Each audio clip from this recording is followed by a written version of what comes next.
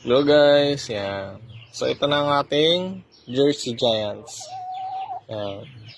So almost 5 months old na sila.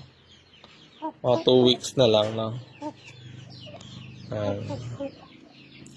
So ito, i-breed natin ng siguro 1 year old, no? Bago magwa 1 year old, no? I-breed na natin silang dalawa. Pag malapit na, pag kumakasta na, paghiwalay ko muna sila. Laki talaga ng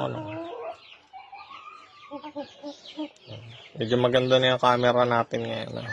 Medyo kita na yung bawat details niya. So, yan ang ating pallets at saka ang cockerel na. Ganyan.